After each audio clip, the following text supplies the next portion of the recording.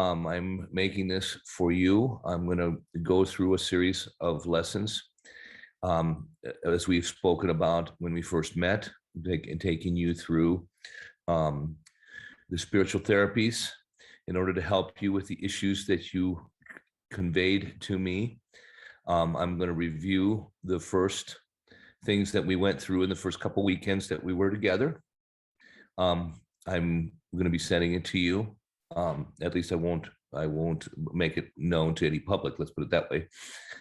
You and I will be doing it in a series. So I will try to keep them short, no longer than 1 hour each, probably no longer than 45 minutes, as if you were sitting right in front of me and we were doing a therapy.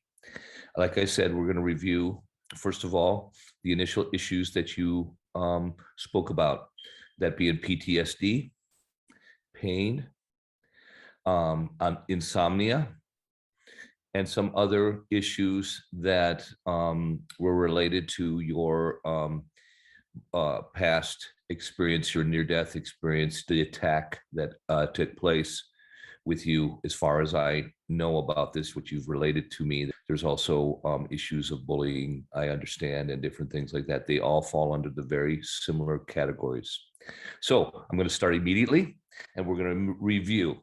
As we had spoken of in the first show, or the first time we spoke on the phone, I'm going to quickly relate through the information so that we don't have to ponder the stuff that's already covered, but I want to definitely review because it's been so long since we've had a chance to sit down and go through this stuff.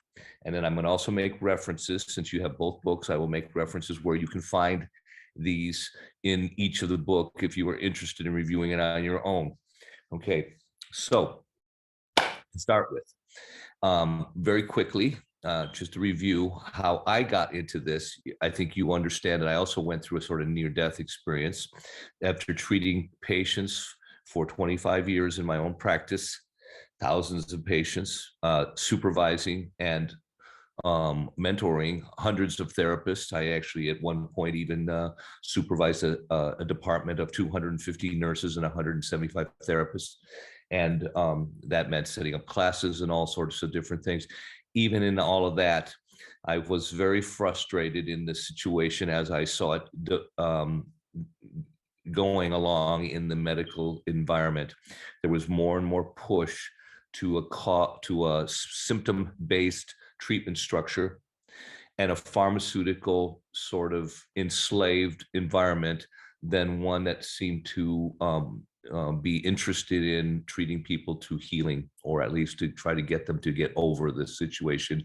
It was as if once they were in the grip of the healthcare system, and that's exactly what it was. I don't need to go around the barrel, beat around the barrel with you, you know as well as I do, that once they're in the system, that system has them like a slave. And so I had seen this in my practice. I had, with my own near-death experience, had a sort of come to Jesus meeting. I actually met Jesus in when I was contemplating this thing after having literally everything taken from me, and literally feeling like there was nothing that could be done, even my children. And that was so that I basically called out to God, and He answered. But then I was left with the what do I do about it? And the only thing He said to me is He wanted me to write. And at the time, I was not a writer. I have not been educated as a writer. I've never had lessons. I've never gone to college for writing. I always went to college for medical, scientific type things, mathematics. But I started writing first. I didn't know what to write. I just wrote what God kind of inspired me to. And then after a while, I started asking Him, what do you want from me? What would you like me to write? And I would sit down and literally just open my mind and let Him write for me, if that makes any sense. And that's where a lot of this stuff, especially the stuff in my very first book, which you don't have a copy of, but it was called The First True Therapist. I literally wrote like a conversations of God, like a conversations with God type environment, where I'd write a question and then He would answer and I write it down. And the whole book is like that. It is published, but I literally don't promote it very much because I've not even really edited completely. I've sent through edited version, but it needs to be really thoroughly edited. And that being that, and then I took a lot of those writings and I turned it into the Heal Yourself for God's Sake book. Many of the similar, I took a lot of the writings off my blog site. Many of the writings from the first true therapists are in the blog site. So I basically tabulated all those writings of about 10 years of experience into the Heal Yourself book, which you have. Now, it wasn't until I started putting God, without even knowing how to, into the healthcare scenario. I'd have a patient walk into my office with some very strange issue, especially when I was already starting to do this and not really knowing how to put God in. At first, it was just hanging pictures and nice music on the walls and having a little library that was godly books and people could donate. And that was it. I didn't even let people know I was praying for them, even though I did. And slowly but surely, they started kind of witnessing that, they could feel something. And so I started also investigating that. Well, what does that mean? Well, when they could feel my hand would get warm. I think you experienced that yourself in a treatment on our couch with your shoulder, or maybe one time with your back. I can't remember if we did that or not. But in that scenario, I was feeling a manifestation that when I would put my hand on somebody's back and pray, they would feel heat. I didn't know what that was. I was asking God, well, what is that? Of course, he didn't really tell me in words. He more or less showed me in experiences that, and I talk about those kind of scenarios further later in the Quantum book, which we will get into also. Back to the scenario.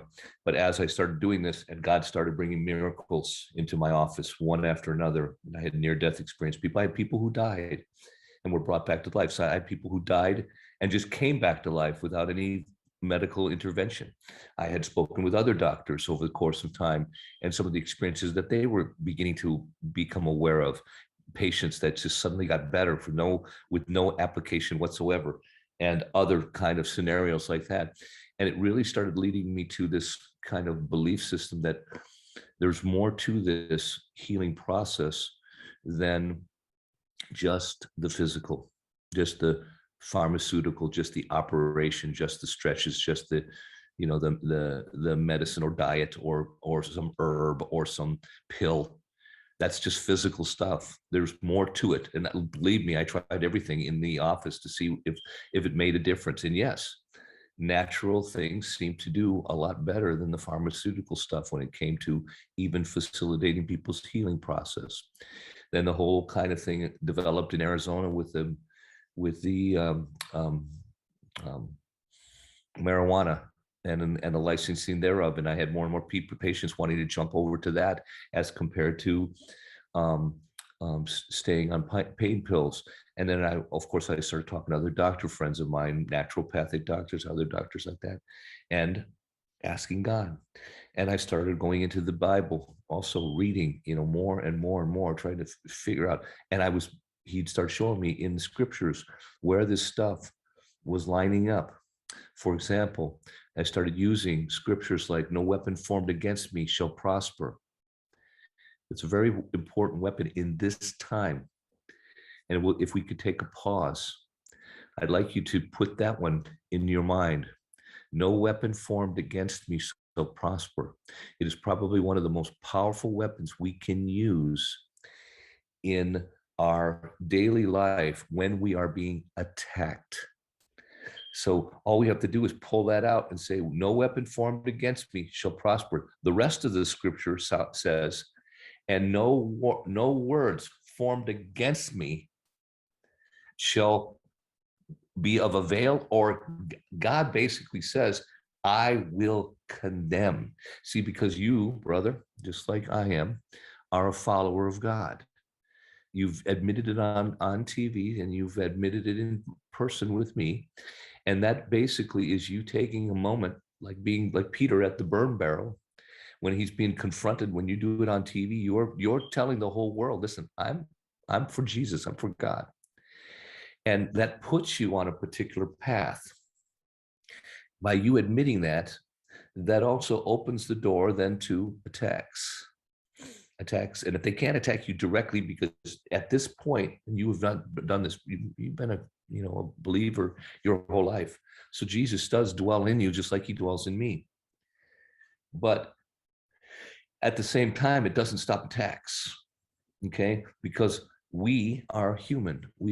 You know as well as I do, we make mistakes. We go down the wrong road. We go in the wrong bar. We kiss the wrong pig. We do all these different things that cause us to basically go in a particular path then that makes us susceptible to stepping in shit. And it's the stepping in shit that causes then doors to be opened in our world and allow these attacks to come. All right. Now let's move on here and let's go back to review. As I had spoken to you early on, that we are very small physically, so small that, and I talked about it in earlier videos, I'm not going to recap it, but the physicality is so infinitely small that if you made the ping pong ball an electron and a basketball, or a proton the size of a basketball, and you stuck it in Chicago, the ping pong ball would be in St. Louis, 680, 700 miles away. Okay. But that's not even the essence of the size of the material that is actually physical inside. The strings that make up the proton and the strings that make up the electron are little pieces of sound that bounce around inside at light speed, and they move around very quickly. They have determined that if you were to take the entire universe and make that a proton, the entire universe, visible universe, the string would be a single tree on the planet Earth. So that gives you a perspective of what the size of the strings are compared to the entire universe. They're so small inside those, and I've been told, I don't know if it's quarks or strings. I think quarks are made up of strings, and the quarks are what bounces around. It's like quantum physics. It gets very complicated. It's all mathematics when you get into it. But to try to keep it simple, I like to talk about things on an atomic level so people can see that there's no difference between the energies that are bombarding our body in the form of an attack or a kiss from our mother when she comforts us at night when we've had a nightmare. Okay? It's the same energy. The only difference between those quarks bouncing around in those protons and is the intent behind it. That is what rests in the spirit. The physical is very, very small. The mental is experiential, okay? Your mind does not hold emotions. It relays emotions from your spirit, okay? And it does so based on experiences that you've had throughout your life. As we have had positive experiences as a child, when we're born, we believe and are told, we spiritually understand that God created us. Almost all children believe in God. It's amazing. And as they get older and they get polluted with the additions that the world and their parents and the schools and the media and rap music and everything else gets polluted into them, that builds up shadows in the walls of their house inside the mansion God has built them. And suddenly, even horrible things that happen to them, these events get put on a shelf, and that shelf is locked up in a room. And many times, people who've had negative events that happen to them, such as children who've been exposed to satanic type experiences, will not remember those. They have no memory of it. Oh, and by the way, I have made references to the fact that my first wife passed away on the eve before the birth of our second child. I always believed that she was in a car accident. I have since the last year come to the evidence that she was not, and that the people actually that were investigating and representing me were 33rd Masons. And they may have used that accident as their prop to propel them into, they have to kill someone to move up. You know, I'm not going to get it into this video with the evidence, but it's absolute. And I may even been my own brother that was involved in it. So that kind of event, and it caused it with me, can cause you to literally close off a part of your life into a room. And for me, it was literally 15, 16 years. I couldn't remember memories of my wife, Hilly, before her death. If I tried to think of even things like our wedding day, all I saw was photographs. I'd see an image, but with no emotion and no movement. I couldn't remember what happened during the days, even just days before the death. It's as if, boom, everything was shoved in there and locked. And then it was all released, literally about the time when I was going through this other major event. And literally I had not only was I dealing with having everything taken away from me, talk about an attack meant to kill you, but I had also all of this pot loading, just unloading, not who was at fault, but just remembering the whole life and what I had lost. Suddenly memories were coming back, songs and smells and all of these different things that were locked away. This prompted me to realize that there is much, much more spiritually and experientially than physically to sicknesses, attacks, injuries. They're all energy.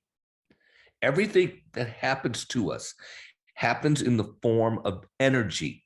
That's why I wrote this book, so that people could understand on an energetic basis, so that you could understand it and not see it as, you know, an attack of the stock market, or an attack of a nuclear threat, or an attack of some girl that cheats on you, or some guy that decides to come by and kill your dog. You know, it's those things are still just energy, or someone who grabs you, big guy like you, forces you down and forces the jab on you. No weapon formed against us can prosper. If we're followers of God, and even if they trick us, even if they force us, even if they try a sneak attack around the side to go after your dog instead of you, no weapon formed against us shall prosper. And when we start realizing there's an enormous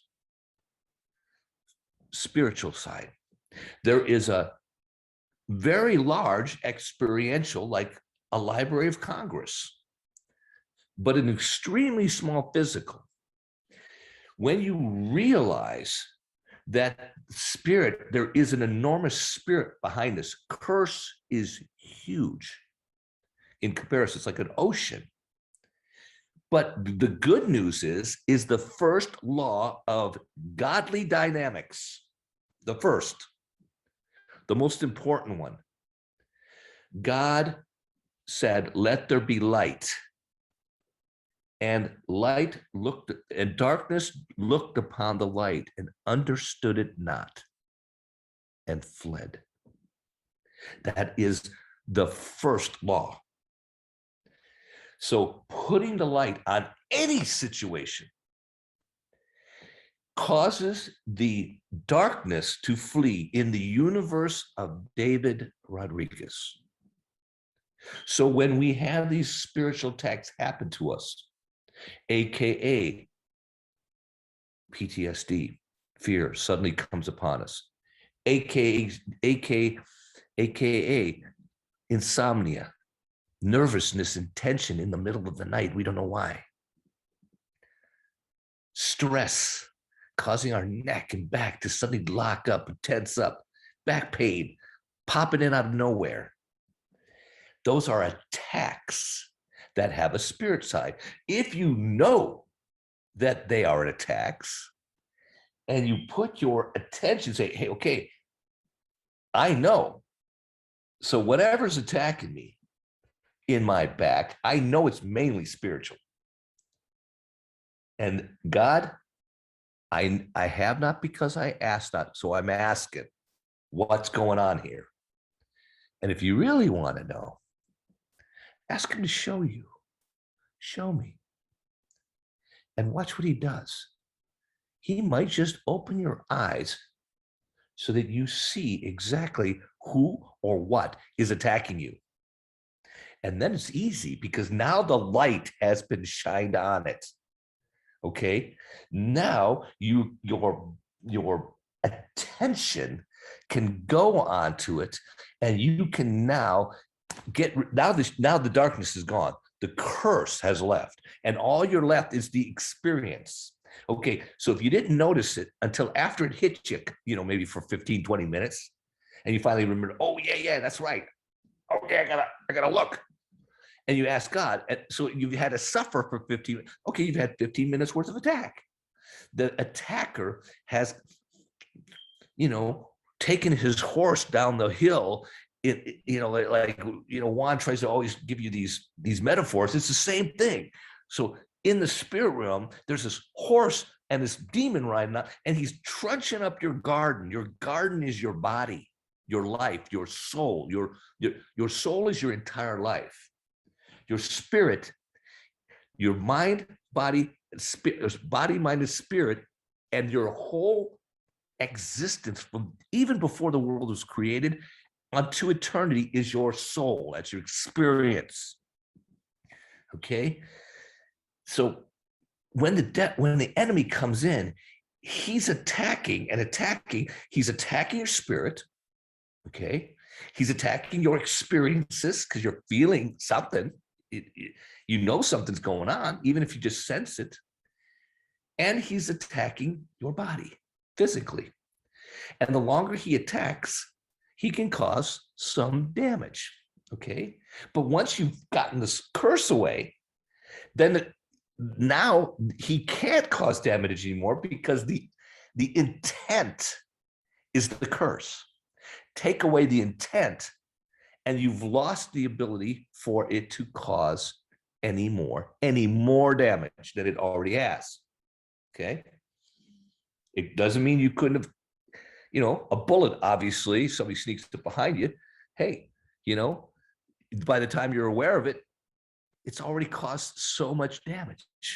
Okay. And only God knows when we go. And he decides. But if we survive the attack, we have already overcome. What doesn't kill us makes us stronger. Okay, laws. These are spiritual laws. That's what I teach. I teach spiritual laws and how to use them for your good. Yours, David, you. Okay, so you're not a slave to this stuff. You don't have to be in fear because you already know you're so, that left, my God. I watched some of your films. Holy mackerel. I have to say, you weren't the greatest jabber. We're okay. You drop your right a lot of times when you jab, but it doesn't matter because when you come back, boom, that left comes in so freaking fast that if the guy even tries to sucker in and go in, oh, hey, he dropped his right, so I'm going to go on in. That left hook, freaking A, that's powerful. So anyway, I wanted to, yeah, okay. That's what these are. That's what these, okay, light chases away darkness. You know that. That's a spiritual truth. That's your jab. You throw that one out first. No weapon formed against me shall prosper. Boom. That's that right, and that takes that guy's attention up. He's not watching that left that's coming, because the left, the big one, what doesn't kill us makes us stronger. Or you have not because you ask not. Or I believe, now help me with my unbelief. Those are the big powerhouses that God loves to hear. Where two or more are gathered together, anything they ask will be given unto them. Another big left. Anything you saw me do, Jesus talking now, you can do because I'm with my Father in heaven. Promise. You can do anything he did. He said it, not me. Hey, I'm just going by what I read and what I've been taught. Big left. That's a big left. Anything he did, calming storms, walking on water, healing sick. He said it himself right in front of Pilate, Pontius Pilate, the governor of Judea, and the leader of the Roman, a governor of Rome, of an entire, not bigger than a country. That was an entire, Mesopotamia, huge land, a lot of land there. And he said, Pilate says, I have the power to set you free. Don't you have anything to say for yourself? And Jesus says, you don't have any power. I could command 10,000 angels and they would come down here and free me.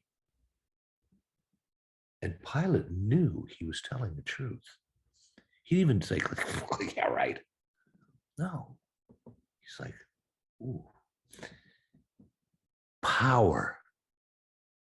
And Jesus said, even more than you saw me do, you can do because I'm in heaven.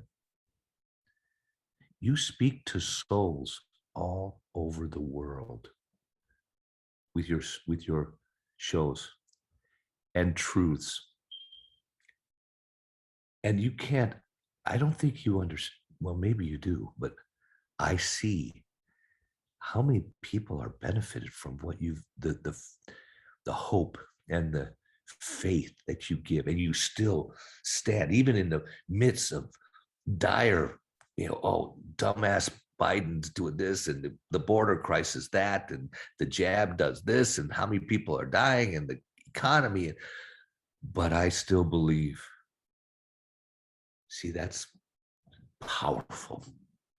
And that gets spread out to millions, even greater than I did. You will do because I'm with my Father in heaven. Promise. That's the big left. So we're going to learn how to use these tools. And you may say to me, well, how do I know? You know how I know? Because the more I learned, the more I applied, the harder they pushed. You know too. If you weren't speaking truth and the enemy wasn't at risk for what you're telling, they wouldn't censor you at all. They got some dumbass girl that goes around in her truck and she gets 2-3 million views on every video because she shows a little leg and she's living in a pickup truck. Are you freaking kidding me? She's not anything controversial. She didn't even take her top off. And all she does is show a little leg. And she gets 2-3 million views. Or some, girl boy, gets up and models clothes and gets 1.5 million views. This is ridiculous because they're not threatening to the deep state. That's how you know it's true. That's how I knew it was true. I shared with you in one of my letters, I've had millions taken from me. When I got married the second time, I was worth $2-3 million on paper. And I had accounts receivable of over $1 million. Sold 2 buildings with a net profit of over $1 million each. And one of them I sold for $5.7 million. But the old man, my ex-father-in-law, happened to steal 3 of the $5 million. And even then, by the time I was divorced, I was literally penniless. Everything taken. My office in deep, deep debt. And the more I pushed God, the harder they pushed back. When they couldn't destroy me, they bulldozed my office. When they couldn't, when I win, when I have a gift from God just show up in my lap, they tried to steal it. Did anything they could to steal it. And when they couldn't steal it, they would litigate me to hell. So that I just keep paying lawyers. And then to find out that those freaking lawyers were referred to me by the same guy, the 33rd Mason, who helped me with my death of my wife. And they're all in the same group of guys that couldn't get me directly. So war of attrition. It's the only war that the enemy knows, because it's how the Romans used to fight. They can't invent anything. They don't have creative ability, the dark side. So all those kind of things come from God. The Romans were the most successful military campaigners on the face of the earth, and hardly lost a battle, let alone a war. The only wars they ever lost was against themselves. And they fought by attrition. Now, what does that mean? That means they wouldn't go directly in. They would surround them and then pick at them slowly. Get them, hit their children and hit their food supply and poison their water and go at night and weaken the wall and so that in the morning it would fall down in different places and go into maybe sneak attacks and different things like that. It was always over time. They had a lot of time because they felt like if you were here and they were everywhere else, eventually they would just suffocate you. That's war of attrition. That's what World War I was. They tried to do that. The problem was both sides were doing it. So they'd get in those trenches and they would sit there and then try to wear each other down. A few men here, lob a few grenades there, some mustard gas there and the other one there, and try to wear each other down. Okay? War of attrition. I believe that that's what the white hats are doing to them now, using their own tactics against them. They have a limited supply of demons, of funds. And now that we've taken all their gold from them, it's just a question of time before they run out of ammo. Juan says it all the time. Okay. Now, if we know that's their tactic, and these attacks that happen to us are just that, they can't come at you directly because you got Jesus in you. You've got truth in you. So, and they can't attack your parents because they're under your responsibility. We'll get into that later. Okay. So, but you've got to accept that, not responsibility. You've got to accept that truth. It's a promise from God that if you're a warrior in his army, that everyone under your responsibility is protected. Promised. As a matter of fact, it was David that first demonstrated this. I'll talk about that really quick. David was told by God to take his men, his couple thousand guys, his mighty men, the guys that followed him after he became king. And he went out and he was gone out to attack the different groups that he was supposed to attack. If God told him it's time to go there. Never go into a fight that God doesn't tell you to go into. Otherwise, you're going naked. Okay? You already know this, but I'm reiterating it. Okay? But if God tells you to go into a fight, you go. Okay? And he goes, and while he's gone, The Amorites, those sneaky bastards that always attack children and elderly, come in and take the city that all of his men and his own family were at, and take them captive and leave.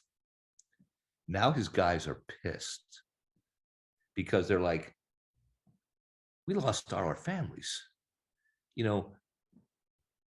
and David was told, listen, you don't have to worry. God is going to take care of them. Those guys rape and they, hey, what, by the time we get them back, they've been raped so many times. What do you mean take care of them? Castrate our sons? Come on. Kill our dog? It'll be okay. We're going to go back. We're going to go back that way. So they start going back. And then they see this guy sitting there, and he was an outcast from the Amorites. And he was drinking water or something. They capture him. What are we going to do with this guy? He's part of the Amorites. Let's kill him. And David says, no, we're not going to kill him. We're going to nurse him back to health. And David takes him in and nurses him. And all this time, they're waiting, nursing this guy. And more and more time is going by. Recognize that. More and more people are getting jabbed. More and more people getting raped. And his soldiers like, what are we waiting for here, dude? Hey, I got to take care of this first. And when it's all done, the guy thanks him for not killing him, and then showing him mercy and nursing him back to health, and says, listen, I can help you. I know their weakness. There's a particular day they will celebrate, and on that day they will be drunk. This is the day. And God says to David, that's when I want you to attack, on that day. So he asks the guys, we're going to do it. Now, by this time, a lot of guys had already given up. They're like, nah, there's like 1 million guys there. And there's only, we're only about 1,000 people. So half the troops stay behind and half the troops go. And God says, surround them and just start making noise in the middle of the night on the stage. Just surround them and make noise. And that's what they do. They surround them and they start making noise. And the troops wake up from their drunken stupor, these 1 million men, and attack each other. And they kill each other till there's not a single man left. And David and his guys didn't have to hardly do anything. They didn't lose a single guy.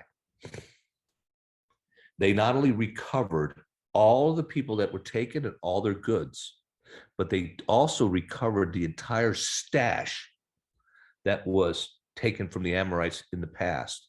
And they got back 10 times what had been taken. Now they grab this whole hoard of treasures and they go back and they get their guys, and they're going to go back home with all their families, and everybody's happy. And then the other soldiers say, well, wait a minute. We're not going to share all of our goods with those guys that stayed behind. And David says, well, wait a minute now. This victory didn't come from us. It came from God. And it meant to be shared. A lot of people don't understand that part, and they kind of look at that kind of strange.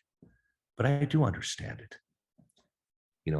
This wasn't a demonstration of mighty men being brave and going attacking and then reaping the benefits of that attack. This was a demonstration of God protects those who are under your responsibility. And he shows that you have nothing to fear. You have nothing to fear that your parents got that. Nothing. No weapon formed against us shall prosper. We use that, and we're using it right now. And we're also you are a warrior in the front lines of God's army, no less than David back then, King David. of the family of Jesse. So you are protected. Your family is protected under that promise. Okay. And so that you can be assured of that. So don't worry about it. Even when the attacks might come, you say, listen, I know that I'm protected and my family's protected. And I can see there's an attack happening. My father might, get dizzy, or I might suddenly have some worry, wake up in the middle of the night, worry. Leave me. Spirit, curse. I put the light. I see there's a curse there. I see there's intent. A witch is trying to do something to me. Try to backdoor me, so I'll take my attention off of what's good, of what I'm supposed to be doing, of sharing the word, of passing on faith, passing on hope, passing on strength to not only to the other patriots, but encouraging them to go out and win their battles. How do they win? By sharing it, sharing the truth, sharing that's how we win this war. That's what 107's been trying to say. I know you know this. We got to get from 60% to 80%. You take the 60 and you get them to share. And before you know it, everybody will know. And even if they don't believe it, you plant it as a seed. No good seed goes unproductive. Another promise, another left. No good seed goes unproductive. So when you go out and you tell somebody, a non-believer, a Trump hater, and you say, listen, that jab is full of products. It's got all kinds of things in it that are killing people. That's a bunch of bullshit. But it's a seed. Hey, I'm not telling you bullshit. It's godly. It's truth. Truth is true. All truths come from God. Period. Another jab. All truths come from God. Jab. Okay. That's another quickie. Boom. All truths come from God. And so that's how it works. That's how we pass this stuff on. Okay. That's how we take control of our environment. That's how I've learned to take these truths and apply them into the physical therapy, into the medical treatment of any affliction, because they're all the same. They are all energy. It doesn't matter. It is matter. But all matter is built of the same structures. Okay? And antimatter doesn't exist. It's a big lie that the deep, all these lies that the deep state tell us are to try to trick us that this stuff. Isn't it funny that black holes are the most powerful structures in the universe? Radiation light that we can't see is much more powerful than light we can. Antimatter is the most powerful material in the universe. It's always the same bullshit. They always want to paint darkness as being stronger than light, but they can't get away from the single figure that's out there, that darkness causes light to leave. Period. That's just rule number one. And we use that as a jab, then jab with the left, jabs with the left, body punch with the right, and then a big left again. Okay, the big left is the final one. It doesn't kill us, makes us stronger. The truths about water, the truths about, I believe, now help me with my unbelief. Those kind of truths are, God just loves those things. Where two or more are gathered together, and you agree, you get in with your girlfriend and you decide, hey, I want, anything. Jesus said anything. Just ask and believe. I'm gonna get that. Yeah, Austin Martin. I want one of them red ones. Anna agreed. Hey, it's on its way. I don't know how long it's gonna be, but I can guarantee you it's coming. I know it. I know it for a fact, brother. So that was today's video, 45 minutes. I'm going to finish this one, and then I'm going to go and I'm going to start immediately another one so that you can have them, and you can have 1 and 2. And I hope you watch it. Maybe watch it a couple times because they're for you, because I love you. And I'm going to send you every one of these, maybe every couple of days. I'll send you another couple of videos so that you can put them, save the emails, and then just go through them one at a time. And by the time you're done, you're going to have complete control over attacks. You will not be having back pain anymore. You will not have insomnia anymore. You will not have addictive attacks, those little triggers that are coming at you. They're going to go away. Allergies, gone. Fear, gone. Not that you're afraid. But you know what? You're going to see with this stuff for what it really is. And you're going to learn by the time you're done with this how to teach others. So that when you're counseling millions, you can tell them, hey, don't fear. You don't have to be afraid. We have God. We're on the good side. We're on the winning team. This is just a show. This is a movie. The team, Biden wearing a mask, come on. Why? How could it not be a movie? Some set in California, Castle Rock, come on. No, but that doesn't mean that the curse isn't real. The intent of the dark side they have an attempt, they have a plan, and that plan is to reduce the population to 500 million people. That's what they want. And them being on top. That's their plan. They might have seen Trump and the White Hats as a big red flag or a big wall or bulldozer in their way. But the fact that he even exists is God. See, because God said, the earth is mine and belongs to my people. The enemy took the world, but that's a world of sin. The earth is for my children. And it doesn't matter how much he wants it or how many Karens out there, they want it. They're not going to get it. And they're going to pay for stealing our children. And they're going to pay for taking my wife and my child. I guarantee you they're going to pay. Because when I find out and I get all the evidence, they better be arrested. Because otherwise I'm going to get them myself. Anyway, and that happens. That means God has shown me everything. All these things he shows me. Everything I share with you, he has shown me.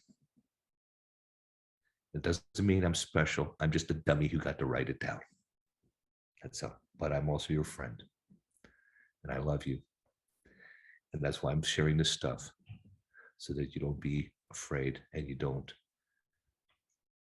follow through with fear. Next time I speak, the next video is going to be called The Breath of God.